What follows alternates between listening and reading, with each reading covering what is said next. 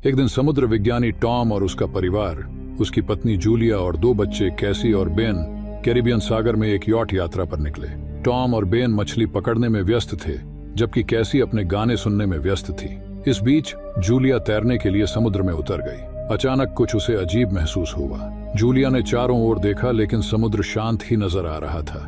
फिर भी उसे किसी बड़ी और खतरनाक चीज के आसपास होने का आभास हुआ। इसी समय यॉट के डिवाइस अजीब तरह से काम करने लगे, लेकिन टॉम मछली पकड़ने में इतना मग्न था कि उसने इस पर ध्यान नहीं दिया। जूलिया की हालत धीरे धीरे खराब होने लगी और वह डूबने लगी। उसने मदद के लिए चिल्लाया, लेकिन परिवार उसे सुन नहीं पाया। पानी ने उसे खींचना शुरू कर दिया और वह यॉट से दूर जाने लगी। स्थिति गंभीर होती जा रही थी। तभी टॉम ने उसकी आवाज सुनी। वह तुरंत यॉट के स्टीयरिंग की ओर दौड़ा और बच्चों की मदद से यॉट को जूलिया की दिशा में ले गया। टॉम ने पानी में छलांग लगाई और बच्चों की मदद से उन्होंने जूलिया को यॉट पर खींचकर उसे बचा लिया। होश में आने पर टॉम गुस्से में था, क्योंकि वह हमेशा तैराकी पर जाने से पहले सूचित करने की हिदायत देता था। जूलिया ने माफी मांगी और जल्द ही यह घटना भुला दी गई। इसके अलावा परिवार के पास आज एक खास कारण था, जश्न मनाने का। उनके बेटे बेन का 13वां जन्मदिन था। टॉम ने केक पर मोमबत्तियां जलाईं और सभी ने बेन को बधाई दी। बेन को गिफ्ट मिले और कैसी ने परिवार की एक समूह तस्वीर खींची। उसी समय कैसी के बॉयफ्रेंड का फोन आया। उसने कैसी से तैराकी के बारे में पूछा, लेकिन अचानक उसकी तरफ एक तेज और भयानक तूफान शुरू हो गया। कैसी चिंतित हो गई, लेकिन उसका बॉयफ्रेंड उसे आश्वस्त करता है कि वह सुरक्षित है। तभी फोन की लाइन कट गई। जैसे ही कैसी अपने माता पिता को जमीन पर उठते हुए तूफान के बारे में बताने की कोशिश कर रही थी, अचानक यॉट पर कुछ जोर के झटके महसूस होते हैं। पूरा परिवार घबराकर डेक की ओर भागता है और देखता है कि विशाल व्हेलों के मृत शरीर यॉट के चारों ओर उभर रहे हैं। टॉम समझाता है कि तूफानों के दौरान कभी कभी व्हेल दिशा भ्रमित हो जाती है, लेकिन ये विशाल जीव यॉट को धकेलते हुए उसके लिए खतरा पैदा कर रहे थे। स्थिति की गंभीरता को समझते हुए टॉम पानी में कूदता है, लेकिन जल्द ही वह घायल होकर यॉट पर लौट आता है। पानी में जाते समय उसने खुद को प्रोपेलर से घायल कर लिया था। जूलिया टॉम के कंधे पर लगे गहरे घाव को टांके लगाकर ठीक करती है और टॉम बताता है कि यॉट की शाफ्ट शायद व्हेल की पूंछ से टकराने के कारण मुड़ गई है, जिससे अब उनके लिए वहां से निकलना मुश्किल हो गया है। बाद में कैसी ने सिग्नल पकड़ने करने की कोशिश की, लेकिन कोई सिग्नल नहीं मिल रहा था। रेडियो से भी कोई सिग्नल नहीं आ रहा था। टॉम ने उनकी बची हुई सामग्री का हिसाब लगाया। उनके पास लगभग 4 दिनों के लिए पानी था और इससे ज्यादा नहीं, लेकिन वह आश्वस्त था कि वे एक शिपिंग मार्ग पर थे, इसलिए किसी न किसी को उन्हें ढूंढना चाहिए। लेकिन तभी बाहर से डरावनी आवाजें आने लगीं। जब परिवार डेक पर गया तो उन्होंने देखा कि आसमान से चमकती हुई वस्तुएं गिर रही थीं। ये वस्तुएं धीरे धीरे यॉट के करीब आती जा रही थीं। खतरे को भांपते हुए टॉम ने जोखिम उठाया और इंजन चालू किया। उसने यॉट को अगली वस्तु से बचाने में कामयाबी हासिल की, लेकिन इंजन अब पूरी तरह से क्षतिग्रस्त हो गया। अगली वस्तु इतनी करीब गिरी कि परिवार ने देखा कि वे धरती के कृत्रिम उपग्रह थे, जो अब नष्ट हो रहे थे। अचानक एक तेज हवा चलने लगी और यॉट के डिवाइस फिर से असामान्य हो गए। परिवार भयभीत होकर यॉट के अंदर छिप गया, जिसे लहरें इधर उधर फेंक रही थीं। उन्होंने लाइफ जैकेट पहन ली और सबसे बुरे वक्त के लिए तैयार हो गए। तभी एक अजीब सी घंटी जैसी आवाज गूंजने लगी, जिससे उनकी नाक से खून निकलने लगा और डरने लगे। टॉम ने तुरंत एक फ्लेयर गन से मदद का संकेत भेजने की कोशिश की, लेकिन यह स्पष्ट था कि वे एक भयानक और अनजानी स्थिति में फंस गए थे। रात के संघर्ष के बाद सुबह का समय आया और परिवार ने राहत की सांस ली, क्योंकि वे जीवित थे। लेकिन यॉट के एक हिस्से में एक बड़ा छेद था और यह समझ नहीं आ रहा था कि नाव अभी भी कैसे तैर रही है। जब परिवार बाहर आया तो उन्होंने देखा कि सारा पानी गायब हो चुका था और उनकी नाव एक पत्थरीले रेगिस्तान के बीच खड़ी थी, जहां पहले समुद्र था। थोड़ी देर बाद टॉम ने अपने परिवार को दिलासा देने की कोशिश की और कहा कि शायद सभी लोग खत्म नहीं हुए होंगे। उसने कुछ जांच की और पाया कि कंपास झूठ बोल रहा था। उत्तर उस दिशा में नहीं था जहां होना चाहिए था। इसका मतलब था कि पृथ्वी के ध्रुव बदल चुके थे। पृथ्वी पर ऐसा पहले भी हो चुका है, लेकिन बहुत समय पहले।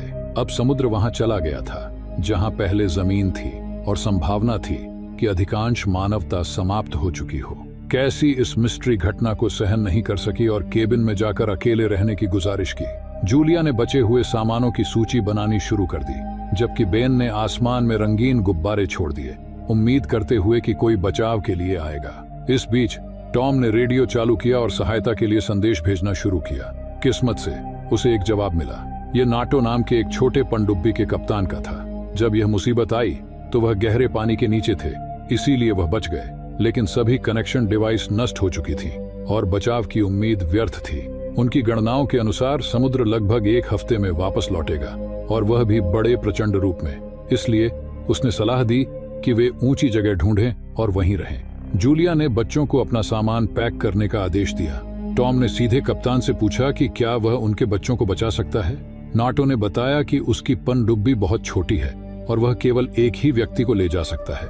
दुर्भाग्यवश नाटो का साथी भी मर चुका था। थोड़ी समझाइश के बाद टॉम ने नाव के कप्तान नाटो को दोनों बच्चों को लेने के लिए मना लिया। नाटो ने उन्हें अपनी पनडुब्बी के लिए निर्देश दिए और टॉम ने समुद्री नक्शे पर एक रास्ता तय किया, यह वादा करते हुए कि वे कुछ दिनों में उस स्थान पर पहुंच जाएंगे। अगली सुबह परिवार यात्रा के लिए लगभग तैयार था। टॉम जब डेक पर गया तो उसने अचानक एक आदमी को अपने कुत्ते के साथ आते देखा। वह उसकी ओर बढ़ा और वेलकम किया, लेकिन देखा कि वह आदमी घायल था। टॉम ने उसे पानी दिया, जिसे वह आदमी पी गया, लेकिन तभी अचानक उस आदमी ने टॉम के चेहरे पर मुक्का मारा, जो जूलिया ने देखा। जूलिया तुरंत अपने पति की ओर दौड़ी, लेकिन तब तक उस यात्री ने एक भाला लेकर टॉम के सीने में घोंप दिया। उस आदमी का कुत्ता जूलिया को दूर रख रहा था, जबकि वह डर के मारे जड़ हो गई थी। जूलिया ने महसूस किया कि अब टॉम को बचाना नामुमकिन था, तो वह यॉट की ओर दौड़ी। वह आदमी उसका पीछा करता हुआ उसकी बांह पर हमला कर देता है, लेकिन फिर भी जूलिया किसी तरह डेक पर चढ़ने में कामयाब हो गई। जूलिया के चीखने की आवाज सुनकर बच्चे कैसी और बेन भागते हुए उसकी मदद के लिए आए। तीनों ने मिलकर केबिन के दरवाजे को बंद कर दिया ताकि घुसपैठियां अंदर ना आ सके। इसके बाद जूलिया ने कैसी और बेन को एक लॉकर में छिपा दिया। उसने अपनी बेटी को फ्लेयर गन देते हुए सख्त हिदायत दी कि इसका इस्तेमाल केवल अंतिम उपाय के रूप में करे। इस बीच हत्यारा केबिन के दरवाजे तोड़ने की कोशिश करता रहा और आखिरकार उसे तोड़ने में सफल हो गया। जूलिया ने खुद को पिछले बाथरूम में छिपा लिया और अपनी चोट का इलाज किया। हत्यारा अंदर घुसते ही सीधे किचन में गया और कुछ खाने का सामान उठाया, जिससे साफ था कि वह बहुत भूखा था।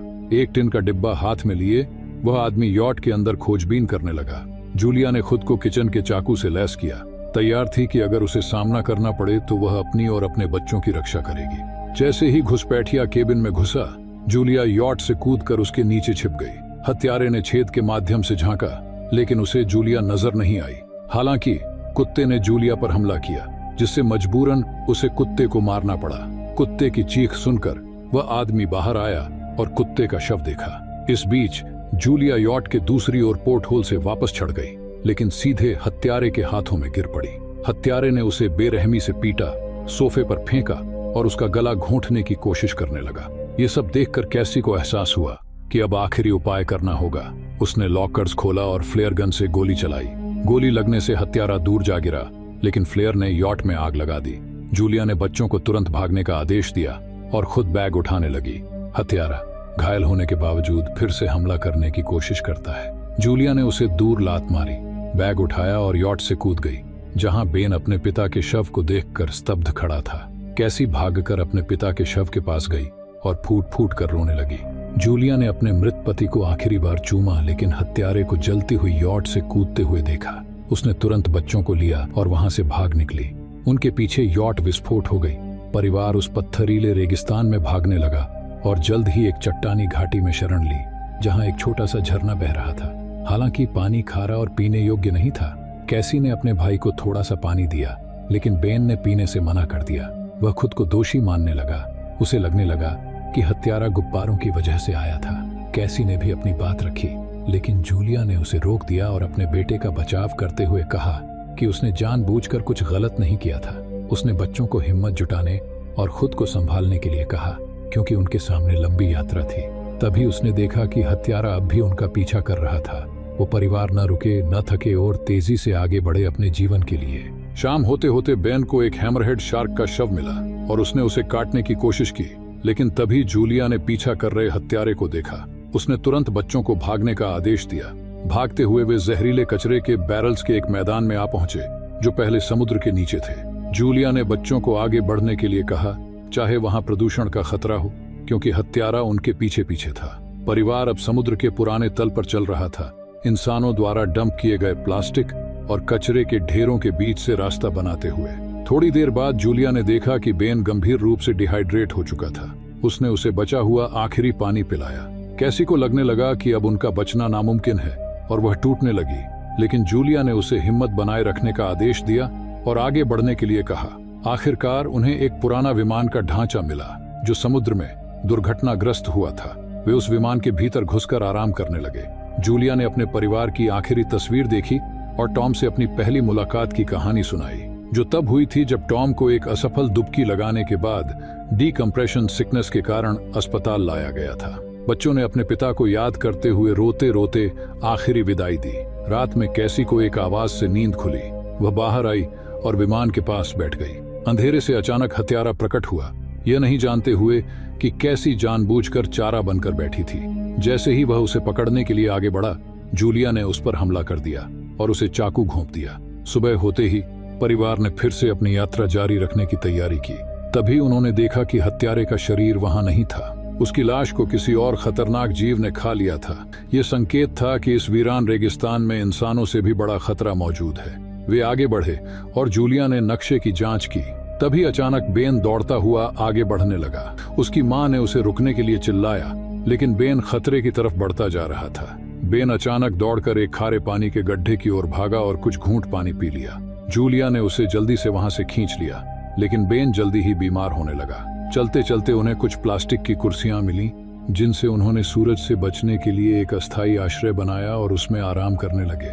तभी जूलिया ने अजीब सी आवाजें सुनी। जब वह बाहर गई तो उसने कुछ ऐसा देखा जिससे तुरंत बच्चों को जगाकर भागने का आदेश देना पड़ा। भागते हुए उन्होंने दूर एक विशाल जहाज देखा जो दुर्घटनाग्रस्त कंटेनरों से घिरा हुआ था। वहां कुछ लोग इधर उधर भटक रहे थे। जूलिया ने उन्हें आवाज दी, लेकिन वे लोग हजारों विशाल केकड़ों को देखकर जल्दी से एक कंटेनर के अंदर भागकर दरवाजा बंद कर लिया। उसकी मदद की गुहार को नजरअंदाज करते हुए जूलिया, कैसी और बेन ने भी एक कंटेनर पर चढ़ने की कोशिश की, लेकिन इस दौरान केकड़ों ने जूलिया की टांग में घाव कर दिया। इसके बावजूद तीनों कंटेनर के ऊपर बैठकर देख रहे थे कि कैसे केकड़ों ने दरवाजे में एक दरार से घुसकर अंदर के लोगों को मार डाला। हालांकि वे लोग उन्हें रोकने की पूरी कोशिश कर रहे थे। जूलिया ने अपनी टांग पर एक स्कार्फ बांधा और दर्द के कारण बेहोश हो गई। अगली सुबह जब वह जागी तो खुद को अकेला पाकर डर गई और बच्चों को पुकारने लगी। लेकिन जल्द ही पता चला कि केकड़े आगे बढ़ चुके थे और बच्चे भोजन और हथियार ढूंढने के लिए नीचे गए थे।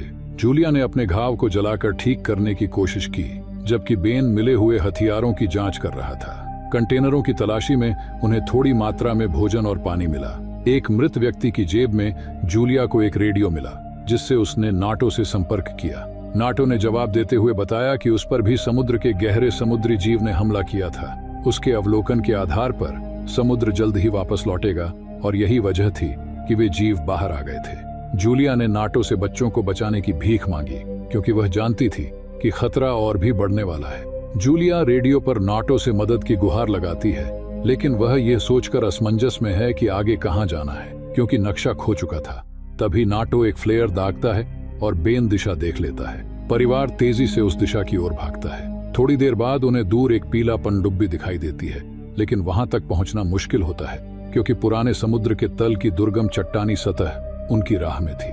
कैसी को अपनी मां की केवल बच्चों को बचाने की बात सुनकर गुस्सा आता है, लेकिन जूलिया कोई जवाब नहीं देती और उन्हें तेजी से आगे बढ़ने के लिए मजबूर करती है। उनका सामना एक खतरनाक घाटी से होता है जो जहरीले कचरे से भरी हुई है। रास्ते में एक चट्टान गिरने से वे अलग हो जाते हैं और जूलिया बच्चों से अलग हो जाती है। वह उन्हें आगे बढ़ने का आदेश देती है, लेकिन कैसी रुकने की जिद करती है। जूलिया कैसी से भावुक होकर विनती करती है कि वह अपने भाई को बचाने के लिए आगे बढ़े। आखिरकार कैसी और बेन घाटी से बाहर निकलने में सफल हो जाते हैं और पनडुब्बी तक पहुंचते हैं, लेकिन पनडुब्बी के अंदर कोई नहीं होता। अचानक नाटो गंभीर रूप से घायल होकर पनडुब्बी के पीछे से निकलता है। वह स्वीकार करता है कि अब उसका बच पाना नामुमकिन है और वह उन्हें पनडुब्बी में चढ़ने का आदेश देता है। कैसी अपनी माँ को छोड़ने के बजाय वापस चली जाती है, जो उभरते हुए केकड़ों से लड़ रही होती है। उसके पास गोली खत्म होने वाले होते हैं। कैसी चट्टानों के ऊपर चढ़कर अपनी मां की ओर हाथ बढ़ाती है। वे दोनों किसी तरह पनडुब्बी तक पहुंच जाते हैं, ठीक उसी समय जब केकड़े नाटो पर हमला कर देते हैं और उसे मार देते हैं। परिवार पनडुब्बी में चढ़ जाता है और तभी अचानक समुद्र की एक विशाल लहर क्षितिज पर दिखाई देती है। पानी पनडुब्बी को उठा लेता है और उसे चट्टानों के ऊपर से घसीटता हुआ ले जाता है। जूलिया को पिछले कुछ दिनों की सभी घटनाएं याद आने लगती हैं और वह बेहोश हो जाती है। जब वह जागती है तो पनडुब्बी स्थिर हो चुकी होती है। जूलिया दरवाजा खोलती है और पूरा परिवार बाहर आता है।